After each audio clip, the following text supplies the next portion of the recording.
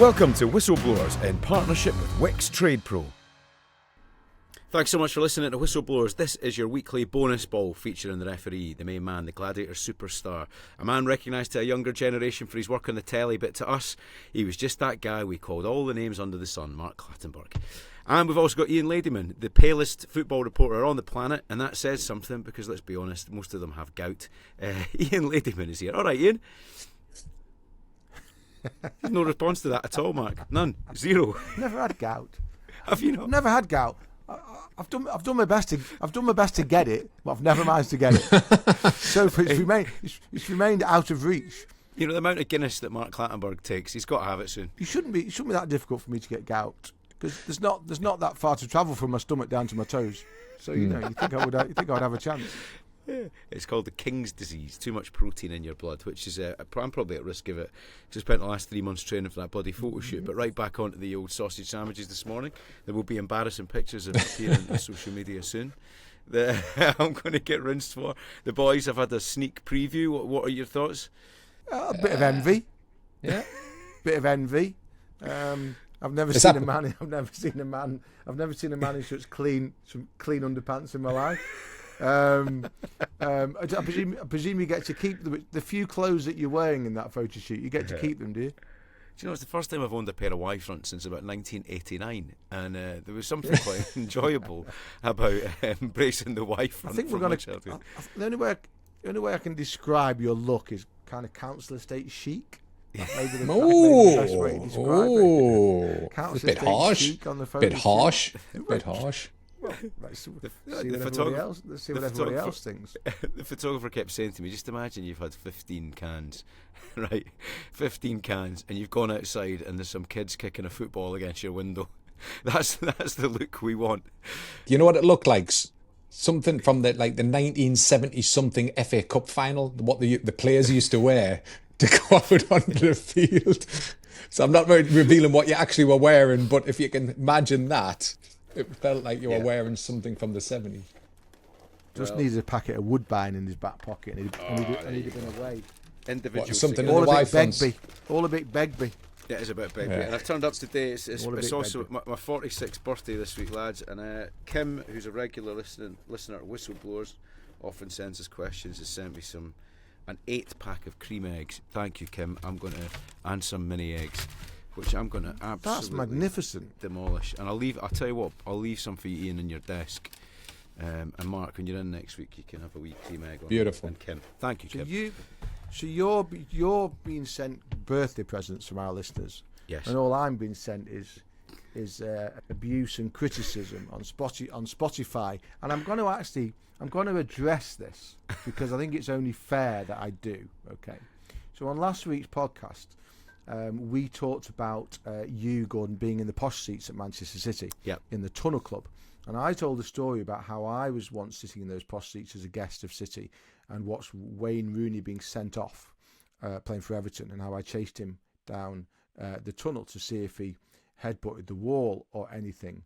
Well, when that episode appeared on Spotify, there was a comment left beneath it by a guy called Matt who says, "It's funny because Rooney never got sent off when he played for Everton. It's crazy the amount of stories that are misremembered or fabricated on this podcast." So I thought to myself, that's outrageous, accusing me of making up stories or misremembering. So of course I went straight online to dig out the sending off to reply to this guy, only to find that he's bloody right. Wayne Rooney did not get sent off in that game. Couldn't believe it. So Sent off. He was substituted. 2 other players were sent off. Kyle Walker was sent off for City. Schneiderlin was sent off for Everton. But that didn't ring true. Rooney was substituted with 2 minutes to go. Mm-hmm. So maybe he went down the tunnel in a strop, having been substituted. But Matt, thanks for listening. Hope it's not put you off. We don't make stories up on this podcast, but it would appear that we do sometimes find that our memories are playing tricks on us. It was 9 years ago, so maybe give me a pass on that. Do you know, the John McGinn story I told about the Stephen Thompson javelin incident still comes up with people debating the nature of the injury, and it's all there as a public record. What happened? Remind us what it was again. So John McGinn was injured in a terrible training ground accident when Stephen Thompson threw a spear, like a javelin, one of the poles they use for dribbling drills. Oh, yeah. He threw it and it went through his thigh, and it led to That's right. John's departure to Hibs. And the final financial arrangement was to try and compensate for what the potential of him suing the club. It was a real mess. I mean, it could have ended his career. I mean, he's one of those, like, again, it had been an inch to the left or the right, and it could have severed his femoral artery, which was a serious injury. And you look what he's gone on exactly. Look what he's gone on to do as well. Anyway, I've mentioned I just think quota. when you make mistakes in life, you've got to own them. So I'm owning that one. Yeah. I'm owning And actually, that one, Matt. the intricacies are quite interesting though, because he was running down the tunnel probably. He was, so. but I was honestly absolutely convinced that he was sent off. Absolutely convinced. It's so there we go. it's nice. It's nice that everybody makes mistakes, Ian. Everybody. It is. Just nice that we've got at least someone who's listening properly. Exactly. I believed you. That was the producer who put that comment on under a different. Every chance. Or the lawyers. When we were talking about today's bonus ball, you wanted to have a conversation about Jurgen Klopp, because he does seem conspicuous by his absence from top tier football. Is that a reflection of how difficult it is to be a high top level manager for a long period of time? Or is it just the fact that there's not the right job going for him at the moment? What do you think the real reason is for him being missing from football? It's really interesting, isn't it? Because I think a lot of managers think that they'll come out the game and because the pressures are such, and we know what they are, and we talked about them before, pressures are such that when managers come out, especially after a long time at one club, they do tend to think that that's it, that is it, I'm done. And then of course they find that time spent on the beach or on the paddle court, as it tends to be for Jurgen Klopp in Marbella, is maybe not quite as fulfilling as they thought it might be over time, and they eventually get drawn back in. Louis van Gaal was a great example of that. Louis van Gaal, when he was at Manchester United, had a difficult 2 years, eventually sacked after winning an FA Cup final. He used to say, when I finish this job, you will never see me again. I will go to my paradise in Portugal. He had a holiday home in Portugal. And he did exactly that, went to his paradise in Portugal, only stayed there about 6 months, came back, has been manager of Holland, at least, if not twice. And that's what tends to happen. Now with Klopp, he's still out of work. He, on the one hand, he says that he's not going to come back. He's dismissed a link with Real Madrid that's been made over the last couple of weeks, but has also kind of not entirely ruled out a return to football. And it just made me think that I just think we miss him a little bit. Mm-hmm. I don't think that modern football in Europe particularly has enough great coaches for us to have one of the really great coaches and great personalities just sitting there in his 50s not working. And the energy he brings to it, yeah. Of course it's his prerogative. Of course it is. He doesn't want to work again. He doesn't have to work again. But from a football fan's point of view and a journalist's point of view, I think we miss him. And I was thinking of it in the context of Real Madrid. What kind of place could he go to? Unless he's going to go and do another job in Germany. Something like Real Madrid, you can absolutely imagine it, can't you? I just don't know what you guys think, because Klopp was a bit Marmite. You either loved him or you didn't. And I'd be interested to hear your take on it, because I think there is, Guardiola's about to go, whether this season or next, and I think that Ancelotti's getting to a certain age. Will he continue after Brazil? Who knows? And I just think there aren't enough stellar coaches around for one of our best to be sitting there doing nothing. Yeah, it's a fascinating viewpoint, because for me now, right, you reach a point as a football manager where there's a handful of jobs that you really want, and once you've managed Liverpool, I think it's quite difficult to go anywhere else really when you've had that kind of connection and success that he had. The thing for me, and I've spent too much time thinking about this, is is there an appeal for a manager as good as Klopp to take on a club that are kind of a sleeping giant and do something miraculous with them? Because that feels to me like when you've won everything, that a project like that, if you've got enough energy left, is the one that would be the most valuable in football terms. You've won everything, so taking a club who haven't won stuff and taking them to the next level, that's something that sounds appealing to me. But he probably feels he did that with Liverpool. Yeah, because I hadn't, hasn't won for so long. Yeah, but I think that would be the appeal for me. Resurrect a sleeping giant and take them really far. What do you think, Mark? Yeah, no, listen, forget my relationships with Jurgen Klopp. he is in work, isn't he? He's working for Red Bull. He's a part of their whole project regarding all of their football teams within that project. It's an interesting one because I get where everybody wants to see him back in the Premier League. We want to see this Jurgen Klopp again, the side of Jurgen Klopp which we've saw in the past. I'm not sure referees would like to see that because he wasn't the most easiest person to deal with on and off the field. I just feel it's like any manager, we can't, if he's waiting for Real Madrid, is Arbeloa. If Arbeloa does really well at Real Madrid, is Arbeloa going to start the season with Real Madrid? Probably yes. Therefore, is Jurgen Klopp going to go into Real Madrid? Probably no. My only thoughts would be, is you're looking at club football now, and you've just hit the nail on the head, and you said all of these managers, Pep Guardiola out, you're seeing more and more, the old school managers, Ancelotti, for example, moving towards the international side more, not to leave football, but to have a more, on-off approach where we all know club football is day to day and it's quite demanding. It would be interesting because if Germany don't do so well in the World Cup, I'm convinced Germany will want a coach. And is Jurgen Klopp is this the timing for Jurgen Klopp to take the national team coach of Germany? That's where my prediction would be. I'm not sure Jurgen Klopp would take a job within European football and maybe have to rebuild. You look at Tottenham. How long would you take to manage to get Tottenham back to the greatness? Has he got the energy to have a 3 to 5 year plan? No. Would he go back to Liverpool? No. Where else? Manchester United? Another rebuilding project, maybe 3 years. Where else? Arsenal is the only one at the moment that doesn't need any rebuilding because they're doing so well. There's no way Arteta's going to leave. I'm not sure. And like you look at Bayern Munich under, let's be honest, you look at Vincent Kompany. I've always been a big lover of Vincent Kompany on and off the field. What he's doing at Bayern Munich's incredible. He's building something, a young coach building something. I think the way football is at the moment, they're bringing a lot, especially Premier League clubs are bringing a lot of young coaches in from abroad. And, the Brightons, your Bournemouths, they've all come in with good young coaches. Sunderland have brought a coach in that was unheard of and doing very well in the Premier League. I'm not sure these type of managers are going to come back into the Premier League the way the game's changing so much. And I'm not sure Jurgen Klopp's got the time and energy to build something again where, how long was he at Liverpool? 6? How many years, Ian? Oh, longer than that. Maybe longer. But it took him a while. It took him a while. It took him a while. Yeah, he had them fights with Manchester City where he could have won the league. But you would look at that Liverpool where he had Salah and everything else. He had a great team and his little tweaks even won in my opinion, his squad won Slot the league last season. Slot didn't have to do much with that squad other than manage that squad, and the squad ended up winning the league. So that was a Jurgen Klopp squad. I just think Jurgen Klopp hasn't got the energy. We would love him back, but I'm not sure in club football. My prediction would be after the World Cup, Germany. Did you ever have a relationship with him?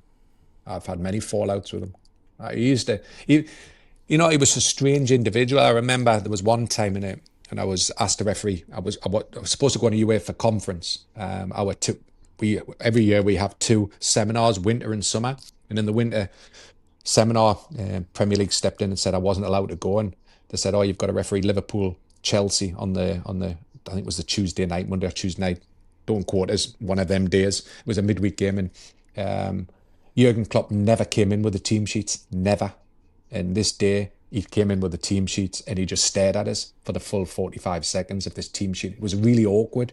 And I'm thinking, why? Why does he feel necessary to try and intimidate us before such a big game? And I was experienced. I wasn't a young referee. I'd had all of these matches under my belt. And he just stared at us, and it felt an awkward situation where you've got one team, the opposition, thinking, what's going on here? And I'm stuck in the middle of a situation where it could have been avoided. And he used to, maybe it was psychological, but he had this where even he would watch you warm up, he would watch the opposition's warm up, he would watch your warm up. And it was a weird thing. And he did some stuff that I've never seen other coaches do, but he was successful at what he did. He used to really wind up the other Premier League managers, that business of staring at the opposition while they were warming up. Yeah, I watched really that. Used to. I mean, he wasn't. I think I've said it on before. He wasn't in a way that Guardiola and even Arteta to a degree are actually quite popular amongst other Premier League managers. Klopp never really was. Yeah. I don't think there was it wasn't a particularly collegiate individual, Jurgen, in terms of other managers. So, and I can absolutely understand why referees wouldn't be a huge fan either. I remember one of his first games. They were playing Chelsea away at Liverpool, and I came down the tunnel at the end of the game. They'd won, I think 1-0. They'd won anyways, Liverpool, and he was getting interviewed by written journalists, and he turned around to me and he went, "Mark," and I went, "What?" And he went, they're actually telling us now, because I've won one game at Liverpool, I'm going to win the title. And all I says is, "Welcome to England." And he laughed, and I laughed going off. And you're thinking, this is the way life is. You've got to, if you win one game, you expect to win the title. But he had this way, I think, he certainly wound me up a lot, the way he used to go about. Other managers, they would wind you up for 1 minute and then you would have a laugh about it. I don't think Jurgen Klopp had that personality to wind you up and have a joke at the same side. And I think he wound a lot of people up. But certainly referees, he wasn't the referees' favourites, that's for sure. Right, before we dive back into the football, we're in partnership with Wix Trade Pro. Tradespeople, you want to listen to this bit. Absolutely, because being a Wix Trade Pro member saves you money. You can save 10% every single time that you shop in store or online. There's no minimum spend, no hassle, just savings. Brilliant stuff. On top of that, if you've got a big job coming up, lads, and you need to buy a load of materials up front, with Wix Trade Pro, you can now buy now and pay later. Powered by Billy. Pay interest-free within 30 days or 60 days and track your payment status easily through your Trade Pro account. That's not all. You can click and collect within 15 minutes. And for even trickier jobs, order online or in store for delivery within 3 hours. Blimey. To sign up and start saving, just download the Wix Trade Pro app today. Billy offers unregulated credit agreements, UK businesses only, 18 plus, subject to status, T's and C's and late fees apply.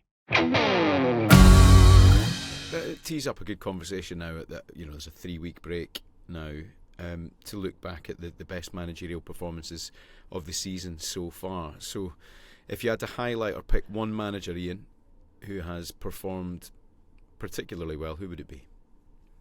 Without wishing to wind Mark up, it would be Regis Lebris at Sunderland. There are other contenders such as Unai Emery again, and certainly Keith Andrews at Brentford, who's done an absolutely stunning job replacing Thomas Frank. But I think that we know how hard it is to get promoted and stay in the Premier League. To get promoted as a team that wins the playoff finals, you're not even one of the best two in the Championship. To get promoted as a team that comes through via the playoffs, and not only stay up, but stay up by. I mean, look, Sunderland have been up for about 6 weeks. I mean, such was the impressive nature of the first half of the season that it's not unprecedented, but it hasn't happened for a long time. And I know that he's been helped by the fact that he was presented with virtually a new team by some fantastic recruitment from the football club, but he still had to manage that team and integrate those players, and deal with the disappointment of the players who got Sunderland up, only then to not find themselves involved this season, and deal with expectation on Weir's side, which is always high regardless, and win 2 derbies against Newcastle. I just think it's been an absolutely extraordinary piece of management, and I can't look beyond it. Can I just add one thing also, Ian? Just add one thing, Ian, as well. And listen, I 100% agree everything you've said. And what's interesting, what people don't understand is Sunderland never thought they were going to make it, as a football club into the Premier League. I don't think any fan or anybody at the club, and I know a few people inside the club, the expectation was maybe one more year to build again and go again. That recruitment that they did in the summer was incredible, because the playoff is in end of May. So they were never looking. If you're in the top 2, your recruitment would start around Christmas time, wouldn't it? So you're looking at players for the Premier League and starting to make inquiries with the agents before that to actually make it, and to their recruitment. For me, their recruitment is as good as the manager, because that recruitment has been incredible. Their signings, because the first time I've ever saw Sunderland, where Sunderland were a buying club and then selling players for a loss. For the first time for a long time, Sunderland are buying players that they can sell to make money. And that's never happened before for a long time at Sunderland Football Club. Yep. I think for me, Michael Carrick deserves a special mention because think how miserable life was at Old Trafford.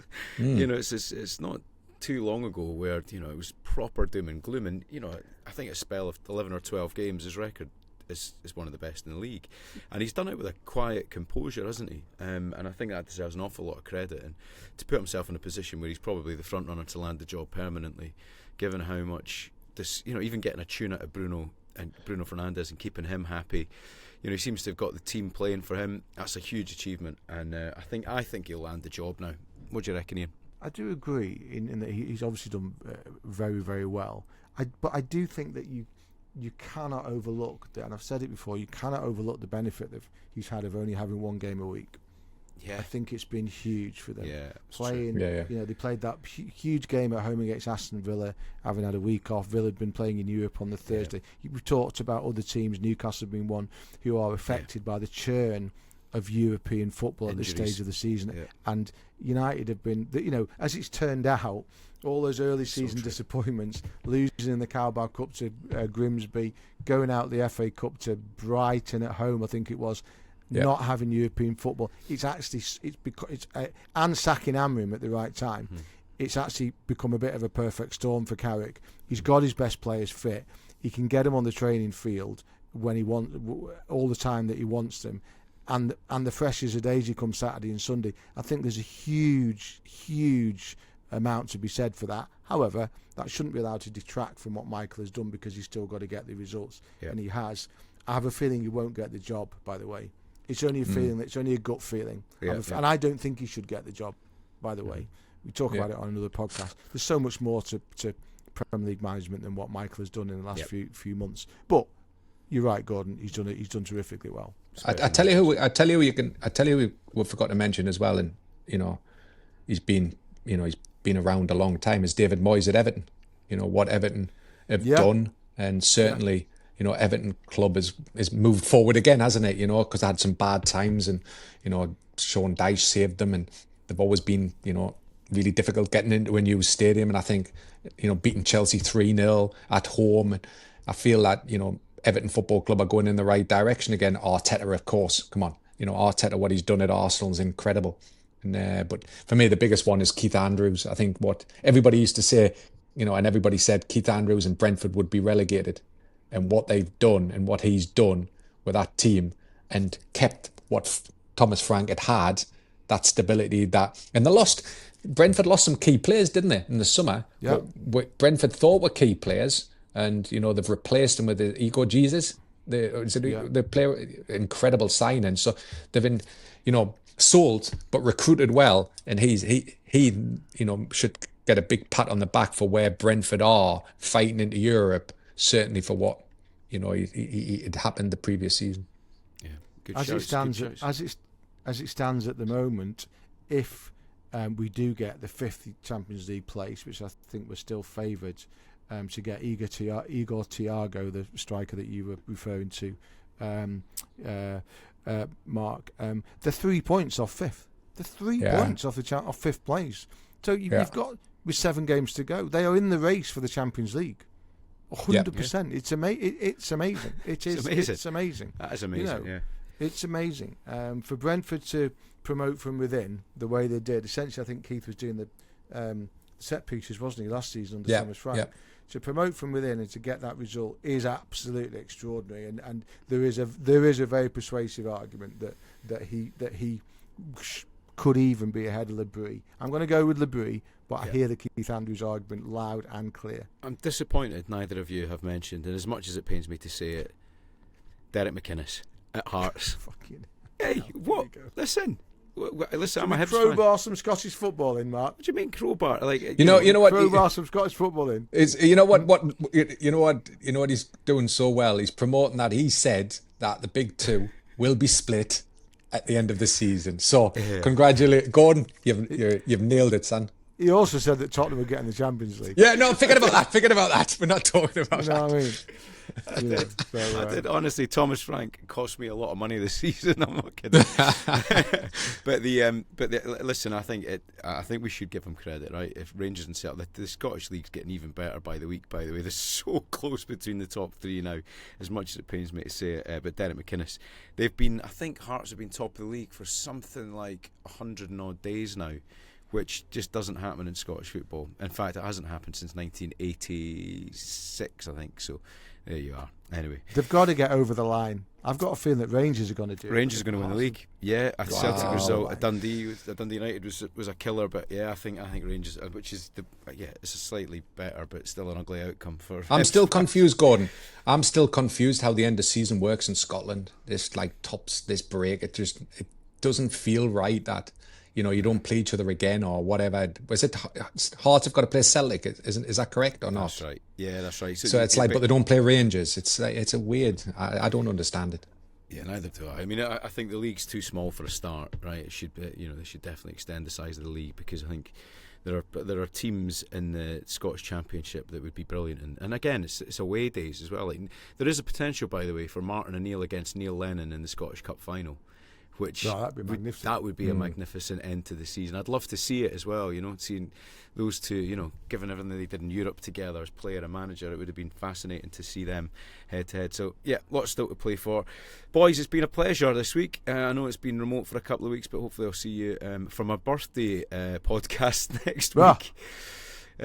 So that could involve 40 pints of Guinness. Bring some pints of Guinness, and we'll get together for that one. Right, get us an email, please, whistleblowers@dailymail.com. Send your questions to Mr. Clattenburg and Mr. Ladyman, and we'll be back soon. Mark, please do the honours with the full-time whistle.